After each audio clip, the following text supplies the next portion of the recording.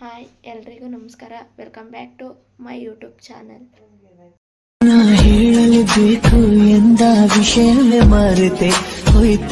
ಎಲ್ಲರೂ ಹೇಗಿದ್ದೀರಾ? I hope ಎಲ್ಲರೂ ಚೆನ್ನಾಗಿದ್ದೀರಾ ಅಂತ ಭಾವಿಸ್ತೀನಿ.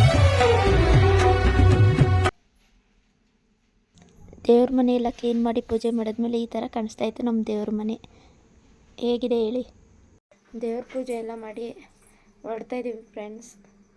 ಪಾಂಡವಪುರದ ಹತ್ರ ಇರೋ ಹುಟ್ಟದ ಮರ ಮುಂದೆ ದೇವಸ್ಥಾನಕ್ಕೆ ಹೋಗ್ತಾ ಇದ್ದೀವಿ ಎಲ್ಲರೂ.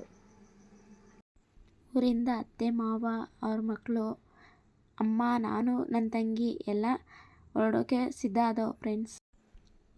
ಅಡುಗೆ ಮಾಡೋಕ್ಕೆ ಏನೇನು ಸಾಮಾನು ಬೇಕೋ ಅದೆಲ್ಲ ಕಾರ್ಗೆ ಹಾಕ್ಕೊಂಡು ಕಾರಿಂದ ಹೋಗಿ ನಮ್ಮ ಜರ್ನಿ ಸ್ಟಾರ್ಟ್ ಆಯಿತು. ಅಲ್ಲಿ ದರ್ಶನ ಮಾಡೋಕ್ಕೆ ಹೊರಡೋಕ್ಕೆ ಸಿದ್ಧ ಆದವು ಫ್ರೆಂಡ್ಸ್.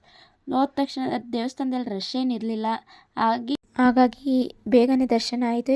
ಈ ದೇವಸ್ಥಾನ ಇರೋದಾದರೂ ಎಲ್ಲಿ ಅಂದರೆ ಪಾಂಡವಪುರದ ಹತ್ರ ಆರತಿ ಉಕ್ಕಡದ ಮಾರಮ್ಮ ಹಾಗೂ ಆಲಯದೇವಿ ಎಂದು ಸಹ ಕರೆಯುತ್ತಾರೆ. ಬೇಗ ದರ್ಶನ ಆಗಿದ್ದರಿಂದ ತಾಯ್ತ ಕಟ್ಟಿಸ್ಕೊಳ್ಳೋಣ ಅಂತ ತಾಯ್ತ ಕಟ್ಟಿಸ್ಕೊಳ್ಳೋಕೆ ಬಂದು ತಾಯ್ತ ಎಲ್ಲ ಕಟ್ಟಿಸ್ಕೊಂಡಾಯ್ತಲೇ ದೇವಸ್ಥಾನದ ಮುಂದೆ ಇರೋ ತ್ರಿಶೂಲಕ್ಕೆ ನಮ್ಮ ಮನಸ್ಸಲ್ಲಿ ಏನಾದರೂ ಅಂದ್ಕೊಂಡು ನಿಂಬೆಹಣ್ಣು ಚುಚ್ಚಿದ್ರೆ ಅದು ಆಗುತ್ತೆ ಅಂತ ಇಲ್ಲಿನ ಜನದ ನಂಬಿಕೆ ಆಗಿರುತ್ತೆ. ಮುಗಿಸಿ ನಾವು ಅಡುಗೆ ಮಾಡೋಕ್ಕೆ ಅಂತ ಹೊರಟು ಬಂದು ಒಲೆ ಪೂಜೆ ಮಾಡಿ ಅಡುಗೆ ಮಾಡೋಕ್ಕೆ ಸ್ಟಾರ್ಟ್. ಮೊದಲಿಗೆ ಟೀ ಮಾಡ್ಕೊ ಕೊಡ್ದು, ಆನಂತರ ಅಡುಗೆಗೆ ಏನೇನು ಬೇಕೋ ಅದನ್ನೆಲ್ಲ ಪ್ರಿಪ್ರೇಷನ್ ಮಾಡ್ಕೋತಾ ಇದ್ದೋ.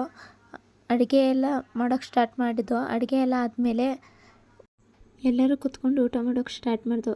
ಊಟ ಎಲ್ಲ ಮುಗಿದ ಮೇಲೆ ಎಲ್ಲರೂ ಒಟ್ಟಿಗೆ ಕುತ್ಕೊಂಡು ಮಾತಾಡ್ತಿದ್ರಲ್ಲ ಅಂತ ಅವ್ರಿಗೆ ಗೊತ್ತಿಲ್ಲದೆ ಇರೋ ರೀತಿ ವೀಡಿಯೋ ಮಾಡ್ತಿದ್ದೆ.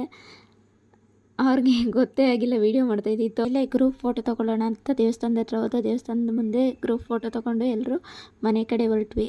ಇದಾಗಿತ್ತು ಇವತ್ತಿನ ವೀಡಿಯೋ. ಇಷ್ಟ ಆದಲ್ಲಿ ಲೈಕ್ ಆ್ಯಂಡ್ ಶೇರ್, ಸಬ್ಸ್ಕ್ರೈಬ್ ಮಾಡೋದನ್ನ ಹಾಗೂ ಕಮೆಂಟ್ ಮಾಡೋದನ್ನ ಮರಿಬೇಡಿ.